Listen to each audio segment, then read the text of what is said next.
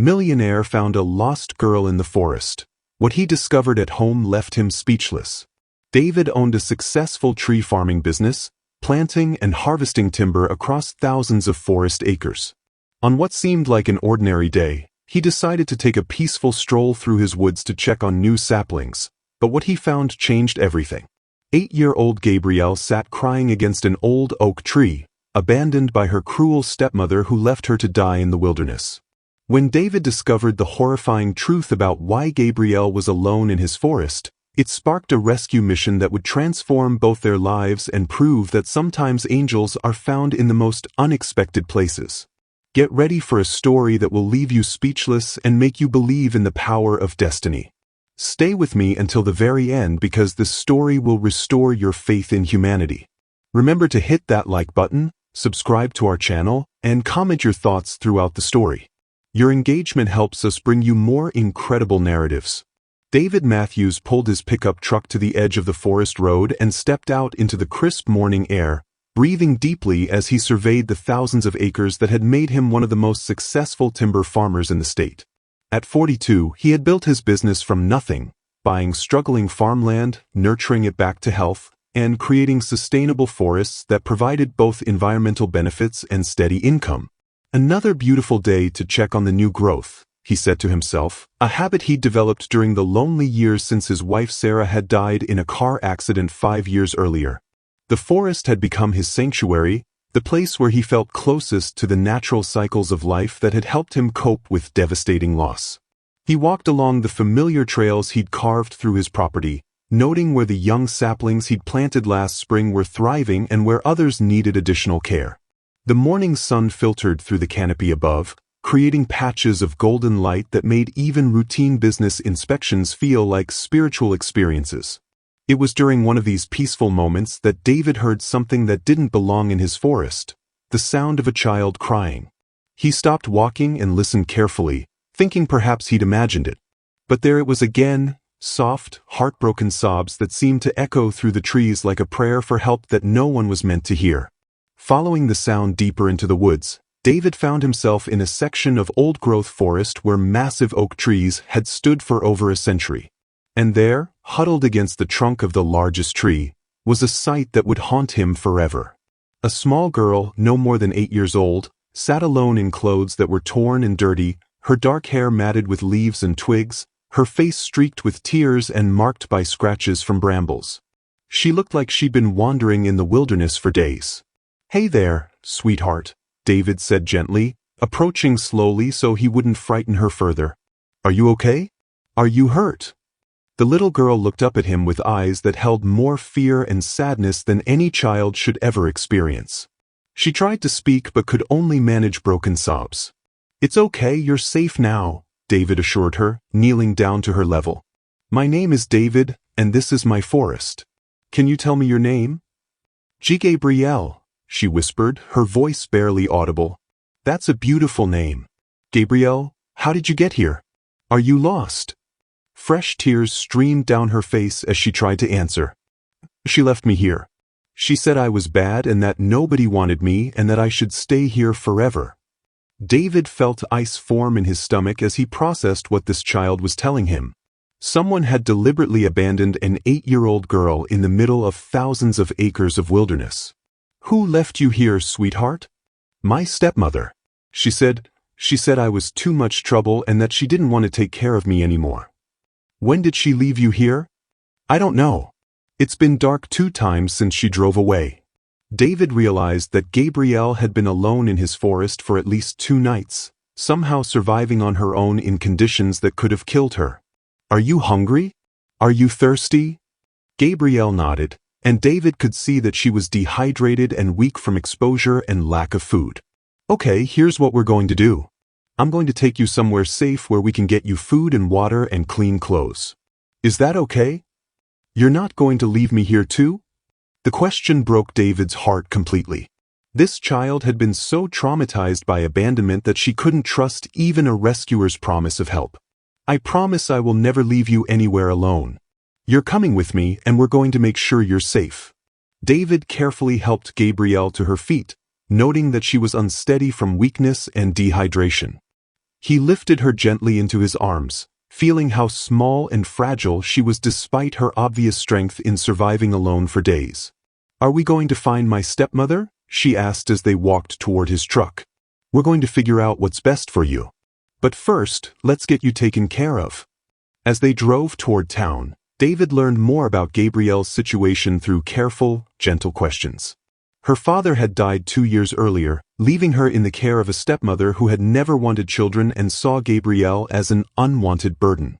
"She used to say that I cost too much money and that she couldn't afford to keep feeding me," Gabrielle explained matter-of-factly, as if discussing normal family dynamics. "She said if Daddy hadn't died, she would have given me away a long time ago." "What about other family? Do you have grandparents or aunts or uncles?" "I don't think so. Daddy never talked about having family." David's mind raced as he considered the implications of what he was hearing. This child had been abandoned to die by the only adult in her life, with no other family members to provide care or protection. "Gabrielle, I'm going to take you to the hospital first so a doctor can make sure you're not hurt, and then we'll figure out what to do next. Is that okay?" "Will they send me back to her?" "Nobody is going to send you back to someone who hurt you. I promise." At the hospital, medical staff confirmed that Gabrielle was dehydrated, malnourished, and suffering from exposure, but had no serious injuries. More concerning were the signs of long-term neglect, old bruises, poor dental care, and evidence that she'd been living in inadequate conditions for months. "Mr. Matthews," Dr. Jennifer Walsh said after examining Gabrielle, "this child shows clear signs of abuse and neglect. We're required to contact Child Protective Services immediately." "But someone deliberately left her in the middle of my forest to die. That's attempted murder. Where is her guardian now?" "That's what we need to find out. Gabrielle, can you remember your stepmother's name? Or where you lived?" With prompting, Gabrielle provided enough information for authorities to locate her stepmother, Linda Hayes, who had been living in a trailer 30 miles from David's property. Mr. Matthews, the CPS social worker, Maria Santos, explained after making initial contact with Linda Hayes. The stepmother claims she thought Gabrielle had run away. She says she's been looking for her for 3 days. "That's a lie. Gabrielle told me her stepmother drove her into my forest and told her to stay there forever. Unfortunately, it's going to be difficult to prove intent without witnesses. But given the evidence of neglect and the circumstances of how you found her, Gabrielle will be placed in protective custody immediately." "What does that mean for her?" "It means she'll be placed in foster care while we investigate her situation and work to find her permanent placement." David looked at Gabrielle, who was lying in the hospital bed wearing clean clothes and eating her first real meal in days, and felt something shift in his chest. This brave little girl had survived abandonment and exposure through pure determination, and now she faced the uncertainty of foster care with no family to advocate for her needs. "What if I wanted to help? What if I wanted to make sure she has somewhere safe to live? Are you interested in becoming a foster parent, Mr. Matthews?" The question David hadn't expected to hear suddenly seemed like the most natural thing in the world. He'd been living alone for 5 years, pouring his energy into his business because he'd lost hope of ever having the family he'd dreamed of building with Sarah.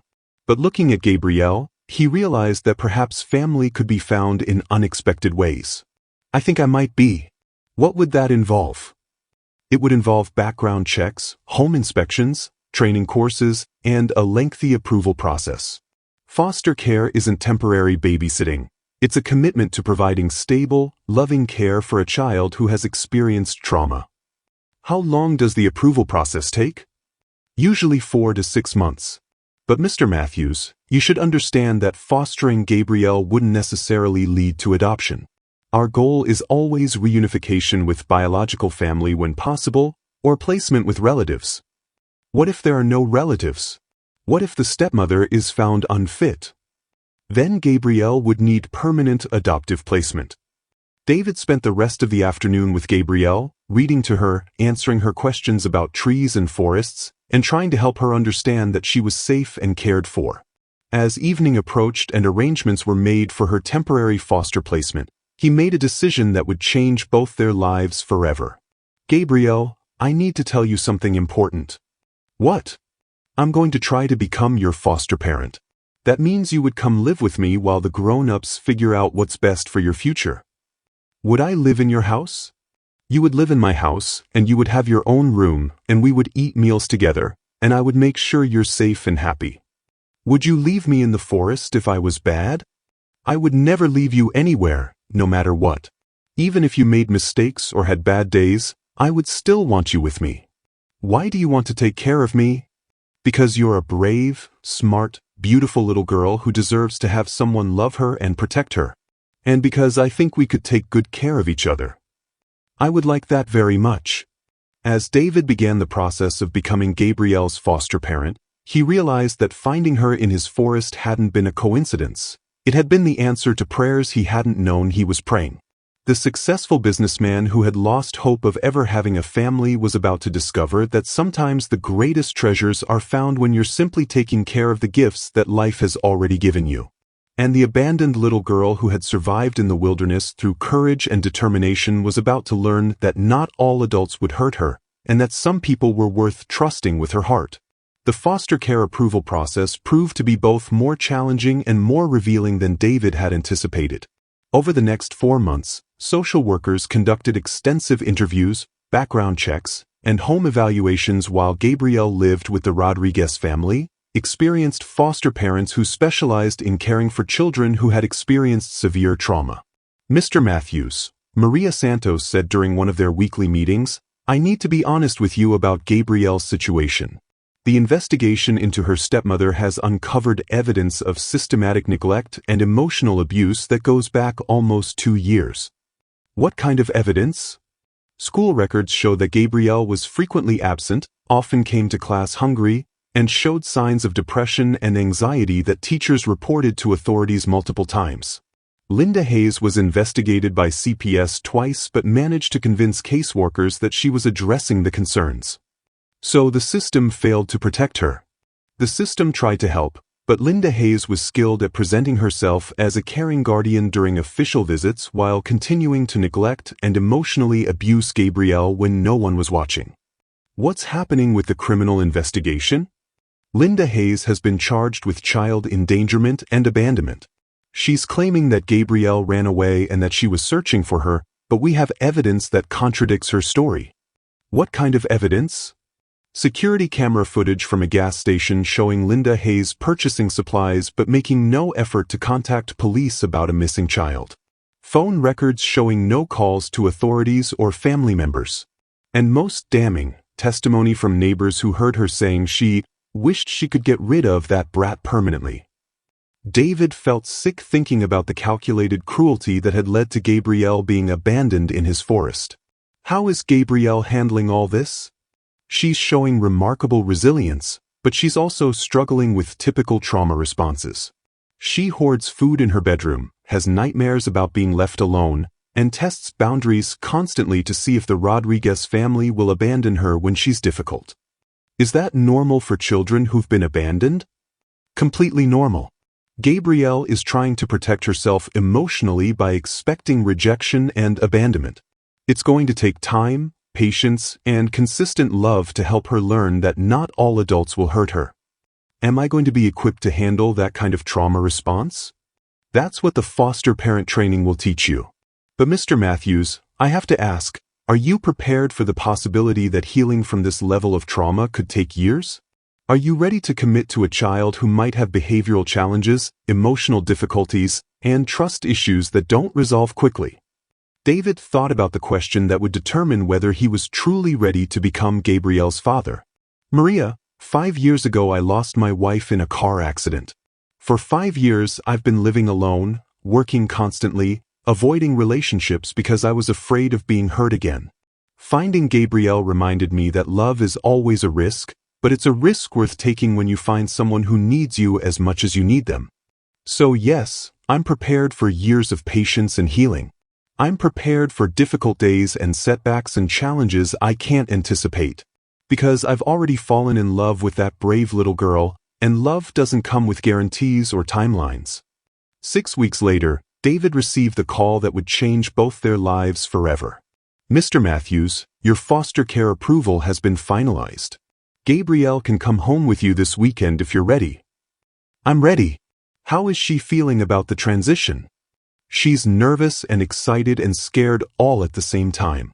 She's been asking if you still want her, if you've changed your mind, if you're sure you want to take care of her.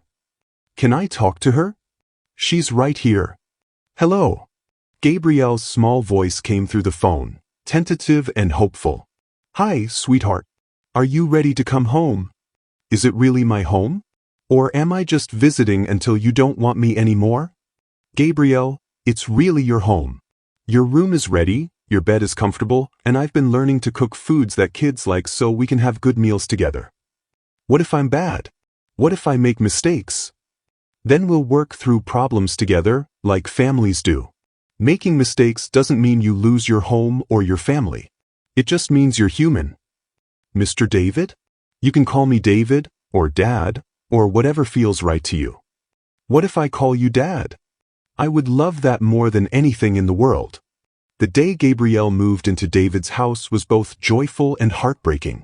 She arrived carrying all her possessions in a single garbage bag, a few items of clothing, a worn stuffed animal, and a photograph of her deceased father that she'd hidden from her stepmother.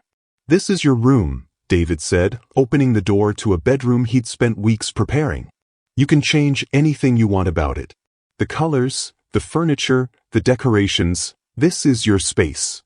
Gabrielle stood in the doorway staring at a room that was larger and more comfortable than any place she'd ever lived. The walls were painted soft yellow, with white furniture and colorful bedding. Bookshelves lined one wall, filled with age-appropriate books. A desk sat by the window, positioned so she could look out at the forest where David had found her. It's beautiful, she whispered. But what if I mess it up? Then we'll clean it up together. Gabrielle, this isn't a museum. This is your bedroom in your home. You're supposed to live in it, play in it, sometimes make messes in it. And you won't make me leave if I'm not perfect? I will never make you leave. This is your home forever, no matter what. That first night was difficult. Gabrielle woke up 3 times from nightmares, each time needing reassurance that she was safe and that David wasn't going to abandon her. By morning, both of them were exhausted but committed to making their new family work. Dad, Gabrielle said over breakfast, testing out the word tentatively. Can I ask you about your trees? You can ask me anything you want about anything at all. How do you know which trees to plant and which trees to cut down? That's a great question. I plant trees that will grow strong and healthy in our soil and climate. I only cut down trees that are fully mature and ready to be harvested, and I always plant new ones to replace them. So you don't hurt the baby trees? I protect the baby trees. I give them space to grow, I make sure they get enough water and sunlight, and I watch over them while they develop into strong, beautiful trees. Like how you're taking care of me? Exactly like how I'm taking care of you. Over the following weeks, David and Gabrielle developed routines that helped both of them feel secure in their new family dynamic. Morning walks through the forest became their time for talking about anything that was worrying Gabrielle. Evening reading sessions helped her relax before bed. Weekend trips to plant new saplings became adventures they shared together. Dad, why do you like trees so much? Gabrielle asked during one of their forest walks. Trees remind me that beautiful things take time to grow. They start small and vulnerable, but with good care and patience, they become strong enough to weather any storm. Is that what's happening to me? What do you mean? Am I growing into something stronger? You're already strong, Gabrielle. You survived things that would have broken weaker people. Now you're learning to trust that strength and use it to build a beautiful life. The real test of their relationship came 2 months after Gabrielle moved in, when she had what Maria Santos called a regression episode, a period where trauma responses resurface as children test whether their new security is real. I hate you. Gabrielle screamed at David after he'd asked her to clean up toys before dinner. I hate living here. I want to go back to the forest. Instead of responding with anger or hurt, David sat down calmly and waited for her outburst to run its course. Are you finished? He asked gently when she'd exhausted herself crying. Are you going to send me away now? No, I'm not going to send you away. Are you ready to tell me what's really bothering you? I'm scared that you're just pretending to love me until you get tired of taking care of me. What would help you believe that my love for you is real? I don't know. Maybe if you got angry at me and still didn't send me away? Gabrielle, I'm not angry at you for having big feelings about scary things. I'm proud of you for telling me what you're really afraid of instead of keeping it inside. So I can stay? You can stay forever. Even when you're angry, even when you're scared, even when you test boundaries to see if I really mean what I say about loving you. Promise. I promise. And Gabrielle? Yes. It's okay to be scared about trusting people. You've been hurt before, so it makes sense that you'd be careful about believing that someone could love you permanently. But I'm going to keep showing you every day that you're safe here until you don't have to be scared anymore. That night, Gabrielle knocked on David's bedroom door at 2 a.m., carrying her stuffed animal and looking ashamed. I had a nightmare about being alone in the forest again. Do you want to talk about it? Can I sleep in your room tonight? Just tonight. You can sleep in my room any night you need to feel safe. As Gabrielle settled into the comfortable chair David had placed beside his bed specifically for moments like this, she asked the question that had been worrying her since moving in. Dad, what if my stepmother comes back and tries to take me away? She can't take you away, sweetheart. She's facing criminal charges for abandoning you, and the court has terminated her parental rights. You belong with me now, legally and permanently. What if I want you to adopt me officially? So I can have your last name and be your real daughter? Gabrielle, you're already my real daughter. But yes, when you're ready, I would be honored to adopt you officially so that everyone knows you're a Matthews. I'm ready now. Then we'll start the adoption process tomorrow. As Gabrielle drifted off to sleep in the safety of her father's presence, David reflected on how completely their lives had been transformed by what had seemed like a chance encounter in his forest. The abandoned little girl was healing into a confident, loving child who was learning to trust that she deserved permanent love and security. And the lonely businessman was discovering that the family he'd thought he'd lost forever could be rebuilt in ways he'd never imagined possible. The real journey of healing was just beginning, but both of them now had what they'd been missing, someone to love who loved them back unconditionally. 8 months after finding Gabrielle in his forest, David sat in the family court waiting room watching his daughter practice writing her new signature, Gabrielle Sarah Matthews, taking both his last name and the middle name of his late wife, who he'd told Gabrielle would have loved her completely. Dad, I'm nervous, Gabrielle whispered, wearing the new dress they'd picked out together for the adoption ceremony. At 9 years old now, she had grown several inches and gained healthy weight since leaving the abusive household, but more importantly, she carried herself with the confidence of a child who knew she was loved. What are you nervous about, sweetheart? What if the judge decides I'm too much trouble? What if she thinks you shouldn't have to take care of someone like me? David knelt down to Gabrielle's eye level, a gesture that had become their signal for the most important conversations. Gabrielle, do you remember what I told you about my trees? About how I choose which ones to nurture and protect? You said you pick the ones with the strongest roots and the best chance of growing into something beautiful. And what did I say about you?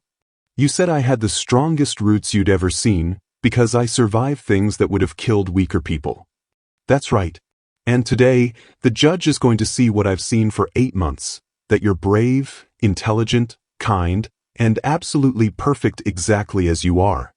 Even with my bad dreams and my worried feelings? Especially with your bad dreams and worried feelings, because they show how hard you're working to heal and grow. When their case was called, Judge Patricia Williams, known for her thoroughness in adoption cases, reviewed the extensive documentation that proved David had provided exceptional care while Gabrielle had thrived in ways that exceeded everyone's expectations. Mr. Matthews, Judge Williams began, the court has reviewed your petition for adoption, and I must say, the reports from social workers, teachers, therapists, and medical professionals paint a remarkable picture of transformation. Gabrielle has done all the hard work of healing, Your Honor. I've just provided a safe place for that healing to happen. Miss Gabrielle, the judge addressed her directly, can you tell me how you feel about Mr. Matthews becoming your legal father? He's already my real father, Gabrielle replied with the clarity that never failed to amaze the adults around her. He found me when nobody else was looking for me. He takes care of me when I'm sick or scared. He reads to me every night and helps me with my homework and teaches me about trees and makes sure I eat vegetables even when I don't want to. And how do you feel about taking his name? I feel like I'm finally going to belong somewhere permanent. And I feel like my daddy who died would be happy that I found someone who loves me the way he did. Mr. Matthews, do you understand that adoption creates permanent legal responsibilities that continue even if circumstances change? Your Honor, circumstances have already changed dramatically since I found Gabrielle abandoned in my forest. She's gone from being a traumatized, neglected child to being an honor roll student who helps me plant trees, teaches me about courage, and makes every day better than the day before. If that kind of positive change is what I can expect from our future together, then I'm ready for whatever comes next. By the power vested in me by the state, I hereby grant this petition for adoption.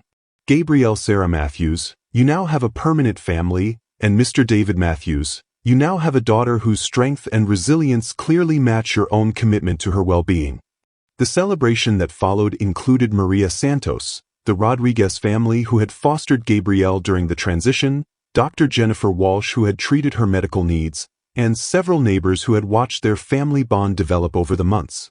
"Dad," Gabrielle said that evening as they sat on their back porch looking out at the forest where their story had begun, "can I tell you a secret?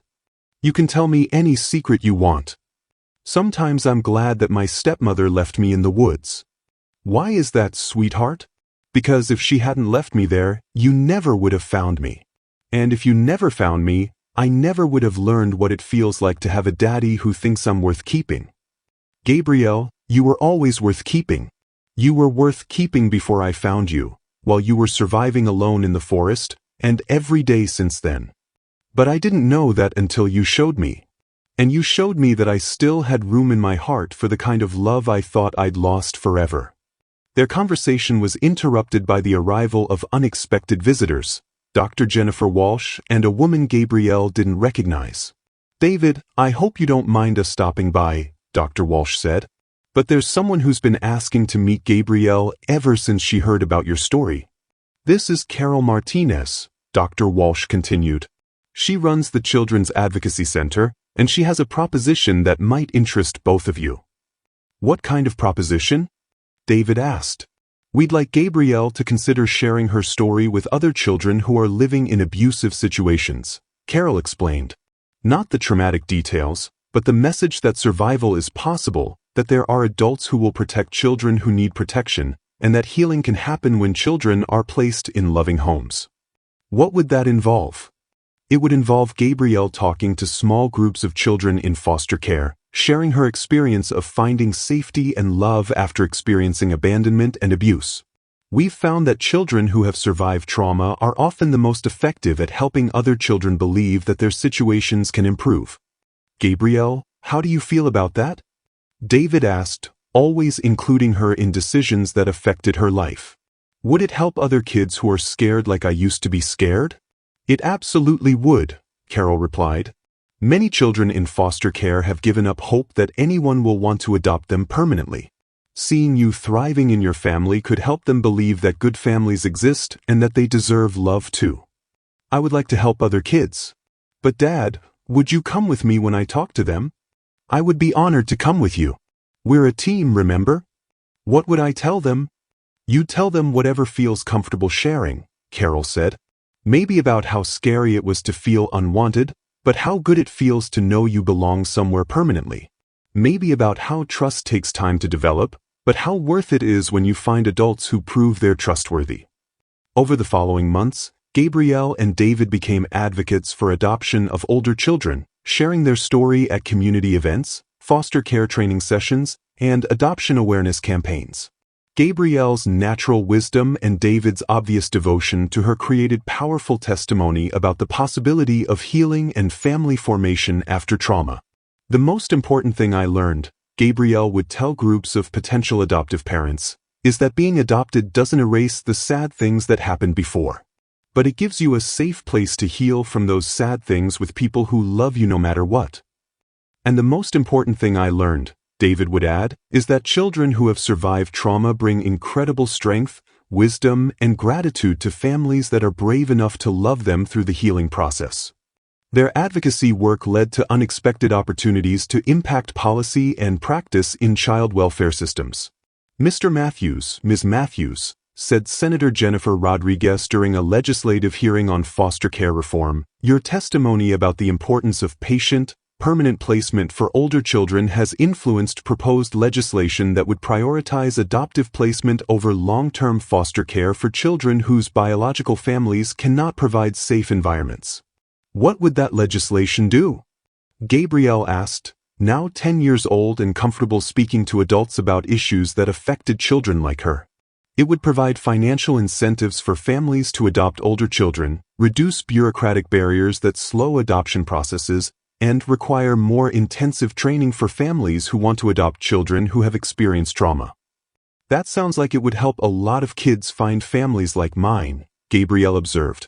That's exactly what it would do. As their second year together drew to a close, David and Gabrielle had settled into the rhythm of a family that had chosen each other through circumstances that initially seemed tragic but had ultimately proven to be miraculous. Dad, do you ever think about what would have happened if you hadn't decided to take that walk in the forest the day you found me? I think about it sometimes. But then I remember that everything that led to that moment, your strength in surviving abandonment, my need for family after losing your mom Sarah, even the timing of my business walk, all of it had to happen exactly as it did for us to find each other. So you think it was meant to be? I think some things are too beautiful to be accidents. I think you were meant to be my daughter, and I was meant to be your father, and we were meant to show other people that families can be built from love and choice, not just biology and luck. I love being your daughter. And I love being your father. More than I ever imagined possible. As they prepared for bed in the house that had become their permanent home, both David and Gabrielle understood that their story was still being written, but now it was a story of healing, growth, and the kind of love that transforms everything it touches. The abandoned little girl had become a confident child who helped other children believe in the possibility of permanent families. And the lonely businessman had become a devoted father whose love proved that the greatest treasures are often found when you're simply walking through life with an open heart and the courage to care for those who need caring. 2 years after Gabrielle's adoption, David and his 11-year-old daughter had become unexpected leaders in foster care reform, but their most significant challenge yet was about to test everything they'd built together. The phone call that would change their trajectory came on a Tuesday evening as they worked together on Gabrielle's science project about forest ecosystems. Mr. Matthews? This is Maria Santos from Child Protective Services. I have an unusual situation that requires someone with your specific experience and expertise. What kind of situation, Maria? We have 3 siblings, ages 6, 8, and 10, who were removed from their home due to severe neglect. The children have been through multiple foster placements that haven't worked out because they refuse to be separated, and most foster families aren't equipped to take 3 traumatized children simultaneously. David felt his heart rate increase as he processed the implications of what Maria was describing. What makes you think I might be able to help? These children were found living in a tent in the woods behind an abandoned house. They'd been surviving on their own for weeks, taking care of each other the way Gabrielle survived alone in your forest. We think they might respond to someone who understands that kind of trauma and resilience. You're asking if I'd consider fostering 3 more children? I'm asking if you'd consider meeting them. The 10-year-old, Emma, reminds everyone of Gabrielle, brilliant, protective, determined to keep her younger siblings safe. The 8-year-old, Michael, has been mute since they were removed from their home. And the 6-year-old, Sophie, won't sleep unless she's touching both her siblings. David looked at Gabrielle, who had stopped working on her project and was listening intently to his side of the conversation. Dad, she said quietly, are there kids who need help? There are 3 kids who need a family that understands what it's like to survive in the woods. Kids like me. Kids exactly like you. Gabrielle considered this information with the seriousness she brought to all important decisions.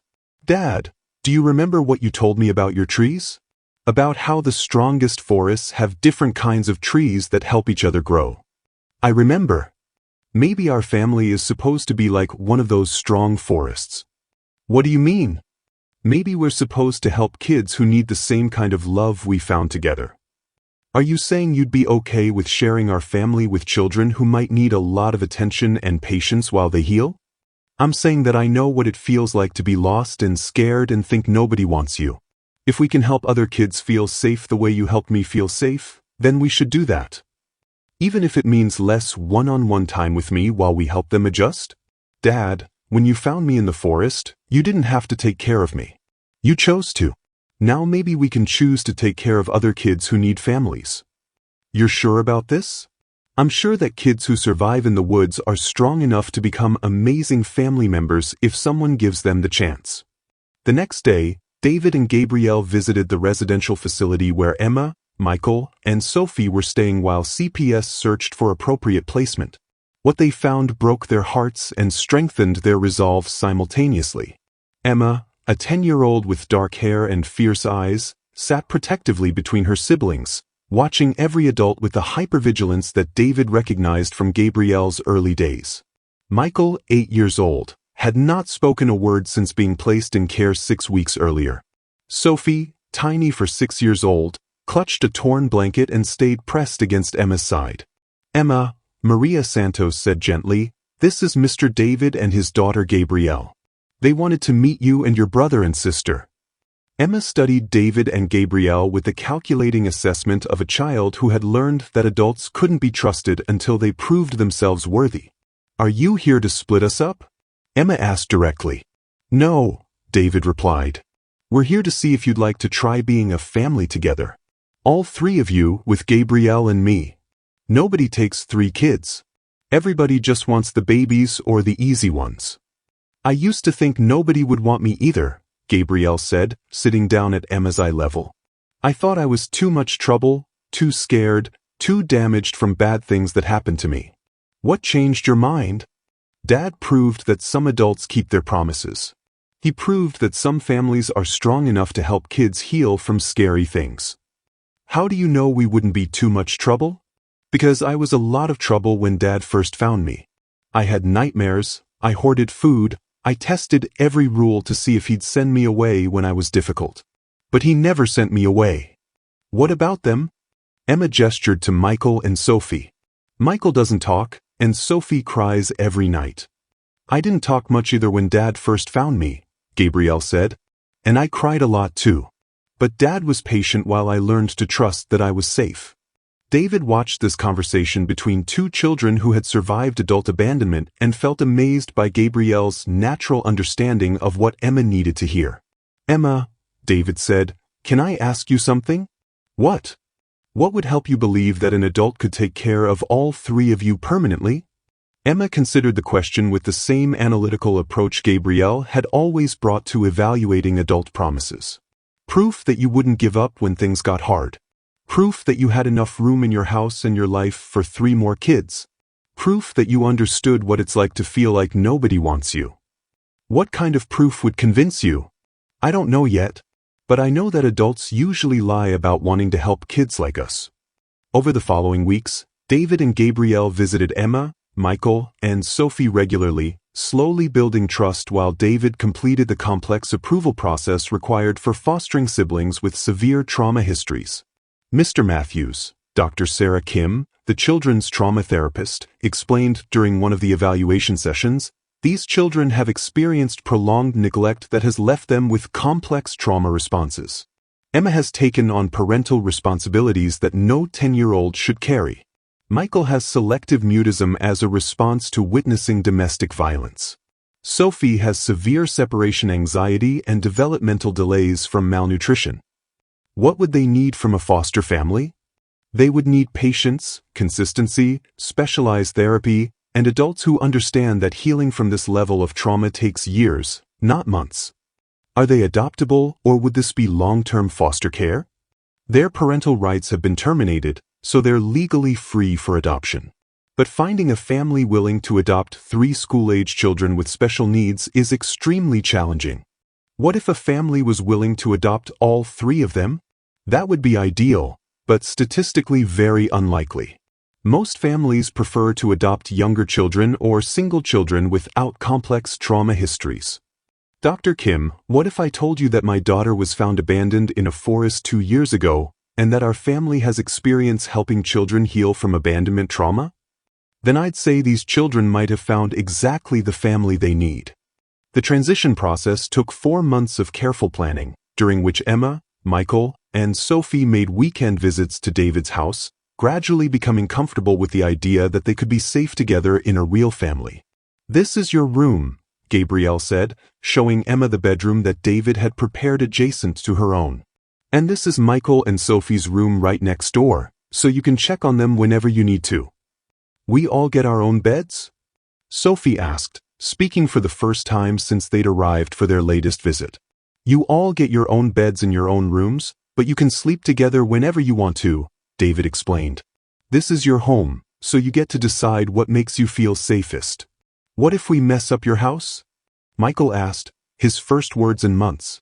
"Then we'll clean it up together," Gabrielle replied. "That's what families do. They help each other fix things when they get messy." The day Emma, Michael, and Sophie moved in permanently, David's house transformed from a quiet home for two into a bustling family household filled with the controlled chaos of 4 children learning to live together. "Dad," Gabrielle said that evening as they prepared dinner for 6 people instead of 2, "this feels right, doesn't it?" "It feels like we're exactly where we're supposed to be," David replied. "It feels like our family was always meant to include all of you." "Even when it's loud and messy and complicated?" "Especially when it's loud and messy and complicated.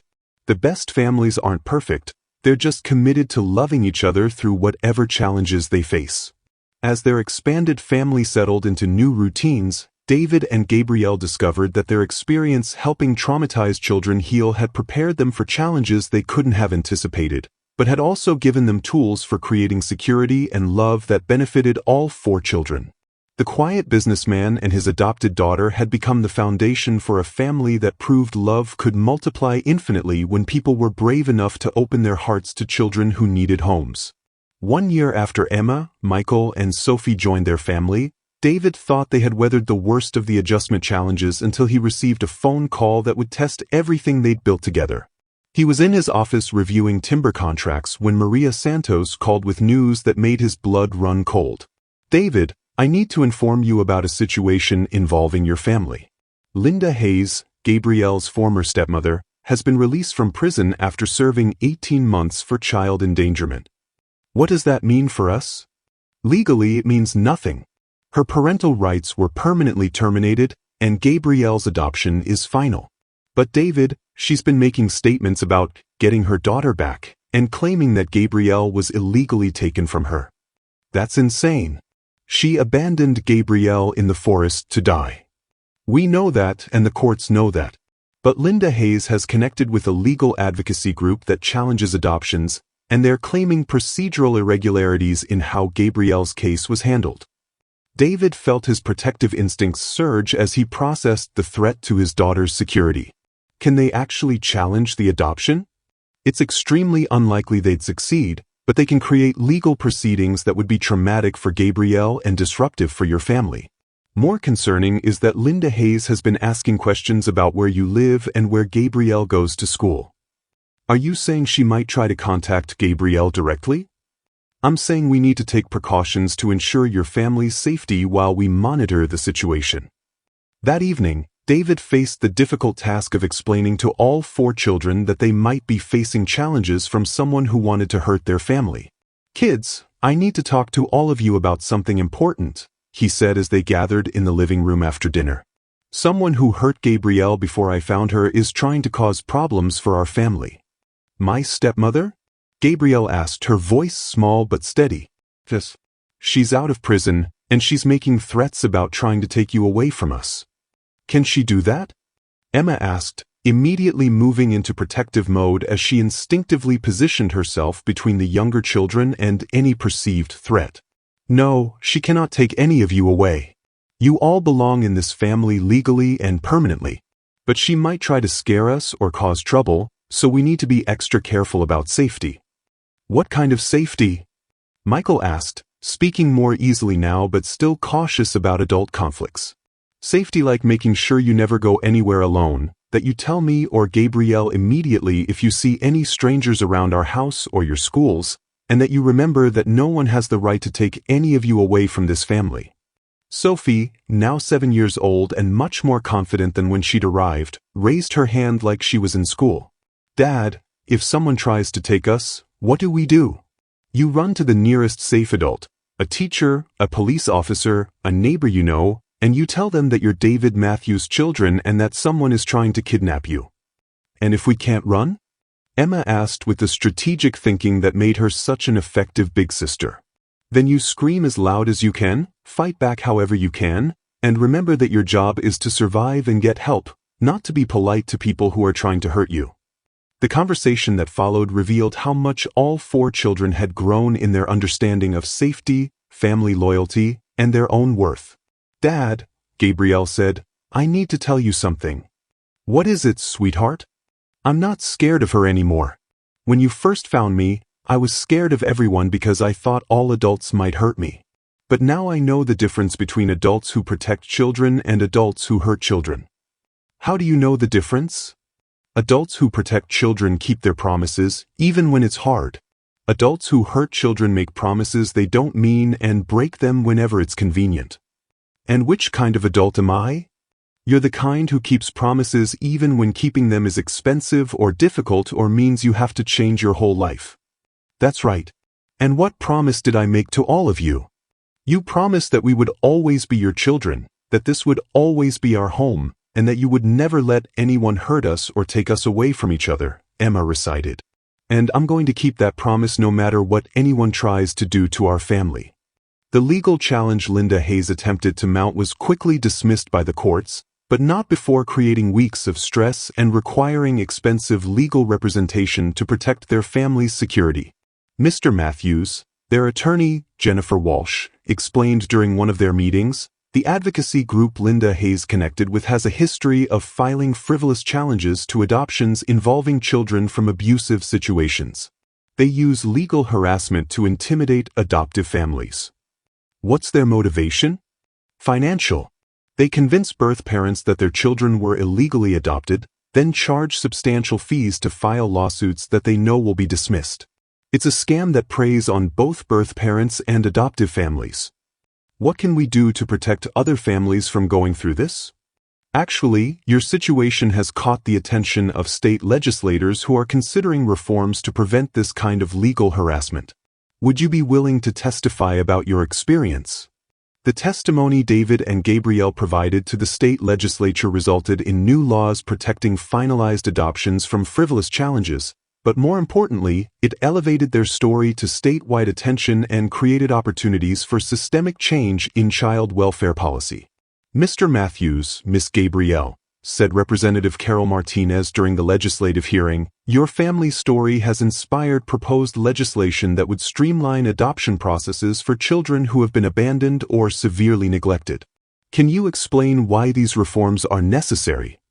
"Children who have been abandoned need permanent families as quickly as possible," Gabrielle testified with the poise of a 12-year-old who had learned to speak truth to power.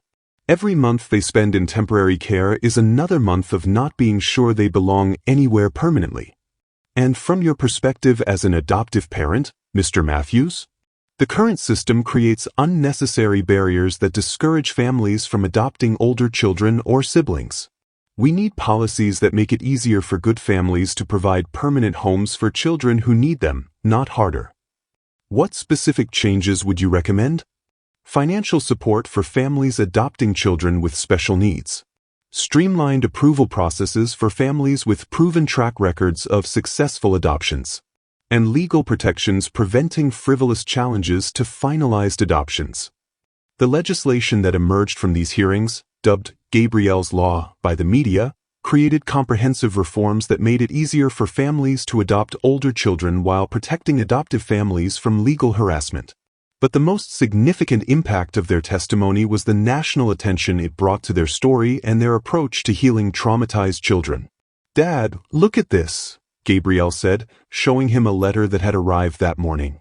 "It's from a family in California who adopted 3 siblings after reading about our family in the newspaper." "What do they say?" They say that knowing other families had successfully adopted multiple traumatized children gave them the courage to say yes when they were asked to take siblings who had been abandoned. That's wonderful. Dad, there are 12 more letters just like this one. 12 families who adopted older children or siblings because our story made them believe it was possible. Over the following months, David and their children received hundreds of letters from families who had been inspired by their story to consider adoption, from children in foster care who felt hopeful about finding permanent families, and from social workers who used their example to encourage other families to consider challenging placements. Dad, Emma said during one of their family meetings, I have an idea about something we could do to help more kids like us. What's your idea? What if we wrote a book about how to be a family when everybody has been hurt before? Like a guide for families who adopt kids from hard places. What would go in a book like that? Things like how to help kids feel safe when they've never been safe before. How to be patient when healing takes longer than anyone expects. How to love kids who might test that love because they're scared of being hurt again. That's a brilliant idea, Emma. What do you think, everyone?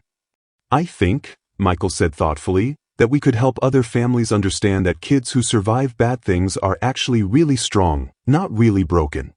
And I think, Sophie added, that we could tell other kids that finding a family is possible even when it seems impossible. And I think, Gabrielle concluded, that we could show everyone that the best families aren't the perfect ones, they're the ones that choose to love each other through hard things.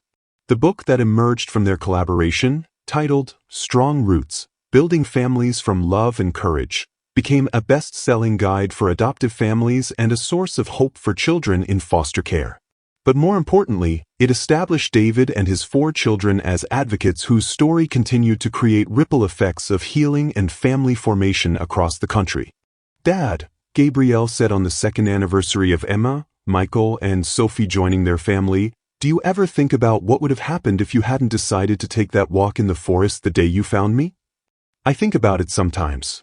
But then I realize that every choice we made after that moment, to love each other, to expand our family, to help other children and families, all of it was possible because we were brave enough to choose each other when it would have been easier to stay safe and separate.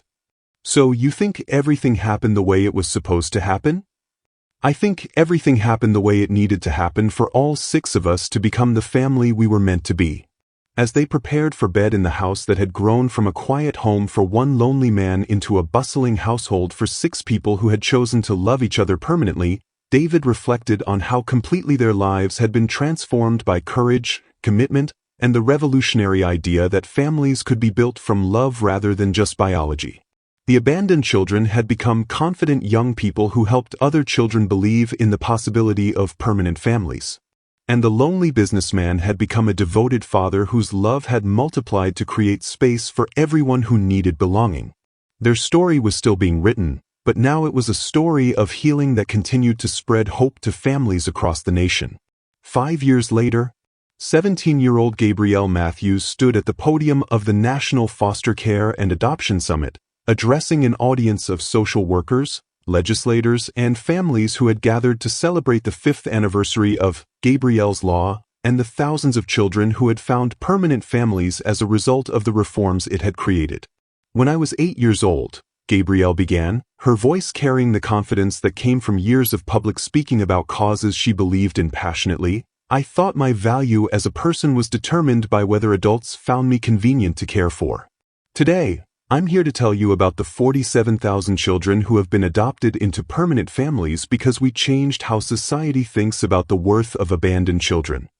The audience listened intently as Gabrielle shared statistics that represented far more than numbers.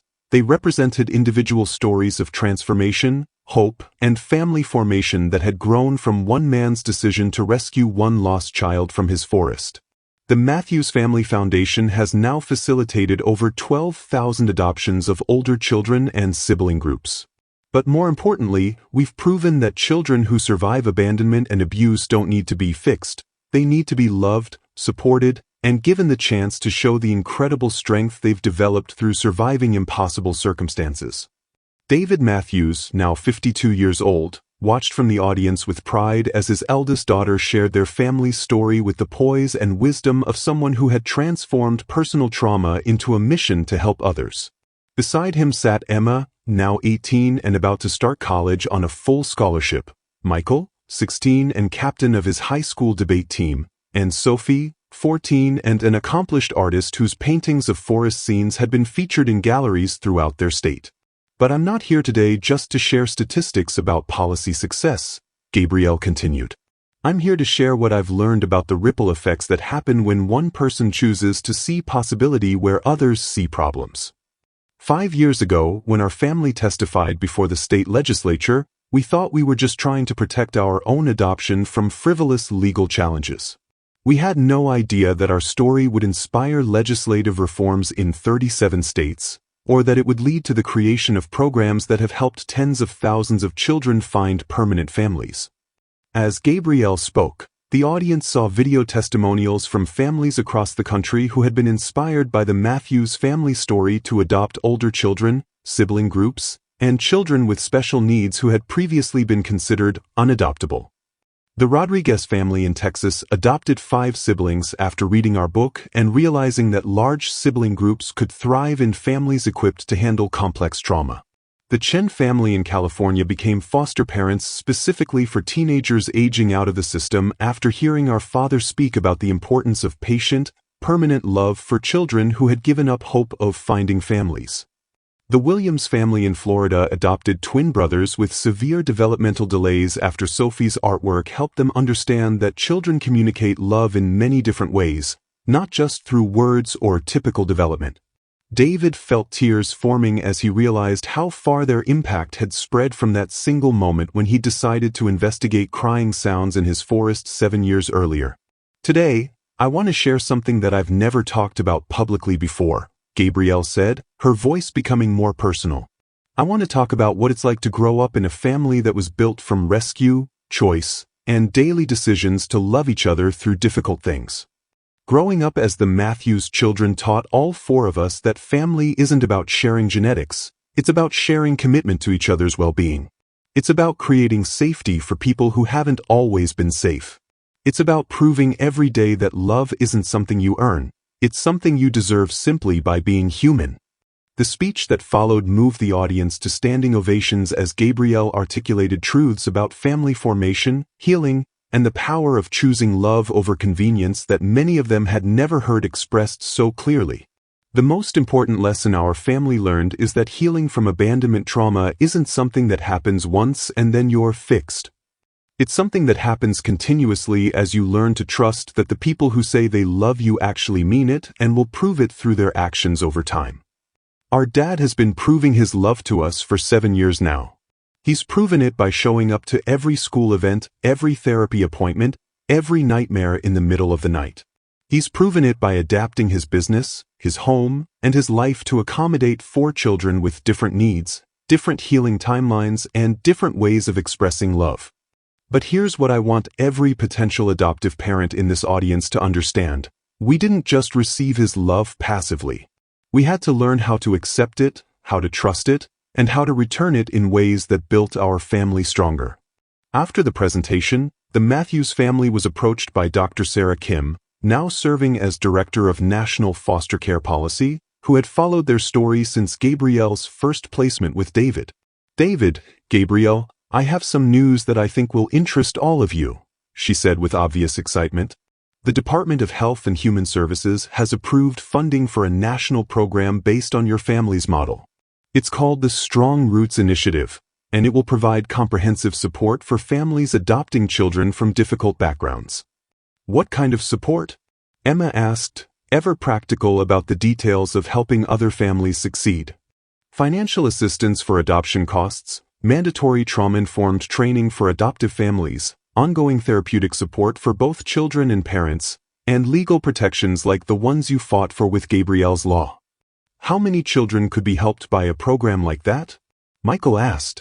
Conservative estimates suggest this program could facilitate 25,000 additional adoptions annually while significantly improving outcomes for families who adopt children with trauma histories. That's incredible, Sophie said.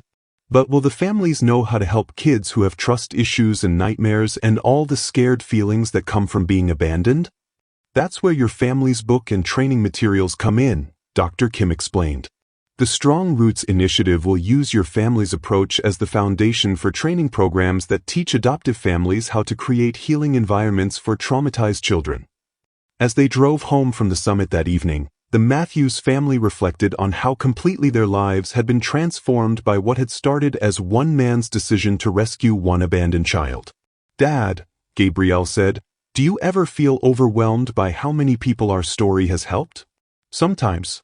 But then I remember that none of it would have been possible if you hadn't been brave enough to survive in my forest until I found you. And if Emma, Michael, and Sophie hadn't been brave enough to trust that our family could be their permanent home." "What do you mean?" "I mean that the impact we've had didn't come from me being a hero who rescued you. It came from all four of you being incredible human beings who transformed what could have been just personal healing into a mission to help other children and families." "So you think we all rescued each other?"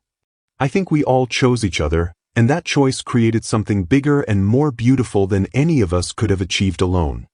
That evening, as they gathered for dinner in the dining room that had been expanded twice to accommodate their growing family, David looked around the table at the four remarkable young people who had taught him more about courage, resilience, and love than he'd learned in all his years before finding Gabrielle in his forest. Gabrielle, now preparing for college where she would study social work and child advocacy, had grown into a confident leader whose wisdom about family healing was sought by professionals across the country. Emma, about to begin pre-law studies with the goal of becoming a children's rights attorney, had developed into a fierce advocate whose protective instincts had expanded from caring for her siblings to fighting for policy changes that would protect vulnerable children everywhere. Michael, whose selective mutism had transformed into exceptional communication skills, was planning to study psychology with the goal of helping other children who had experienced trauma learn to trust their voices again. Sophie, whose artistic talents had become a powerful medium for expressing the emotions that children in foster care often couldn't articulate, was already selling her artwork to raise money for adoption assistance programs. "You know what I realized today?" Gabrielle said as they shared stories about their day. "Our family started because Dad chose to help someone who needed help. But now helping other people who need help has become what our whole family does together." "Is that what you want our family to be known for?" David asked. "I want our family to be known for proving that love is strong enough to heal anything, and that families built from choice and commitment are just as real as families built from biology and luck," Emma replied. "I want our family to be known for showing other kids that surviving bad things makes you strong, not broken," Michael added. "I want our family to be known for helping other families understand that children who have been hurt just need extra patience while they learn to trust that love can be permanent," Sophie contributed. "And I want our family to be known for proving that sometimes the most important thing you can do is take a walk in the woods with your heart open to helping whoever needs help," Gabrielle concluded. As they prepared for bed in the house that had grown from a lonely man's empty home into a bustling household filled with laughter, homework, artistic projects, and the comfortable chaos of four teenagers pursuing their dreams, David reflected on the miraculous journey from finding one abandoned child to creating a legacy that would help vulnerable children for generations to come. The crying little girl he'd found against an oak tree had grown into a confident young woman whose advocacy work was transforming how society cared for abandoned children. The three siblings who'd survived in a tent in the woods had become accomplished students and artists and advocates who used their experiences to help other children believe in the possibility of permanent families.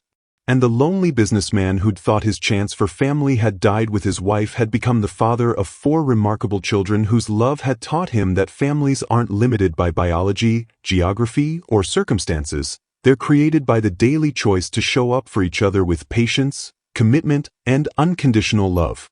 Their story had become proof that one person's decision to help someone in need can create ripple effects that transform not just individual lives, but entire systems designed to care for society's most vulnerable members. The forest where it all began still stood on David's property, now designated as a nature preserve where other families came to plant trees in honor of children who had found permanent homes through programs inspired by the Matthews family story. and room 314 at the local children's hospital, where Gabrielle had once volunteered as a lonely foster child, now housed the Matthews Family Center for Child Advocacy, where social workers, therapists, and attorneys worked together to ensure that no child would ever again have to survive abandonment alone. The greatest treasures, David had learned, weren't found in forests or banks or business deals. They were found in the decision to love courageously, consistently, and without reservation, trusting that love would multiply in ways that exceeded every hope and expectation. Thank you for watching this story to the end. If you enjoyed this story, you will surely love the next one. It's as crazier and more intriguing as you can ever imagine. So do check it out. Click on the image showing on your screen right now to watch the next one.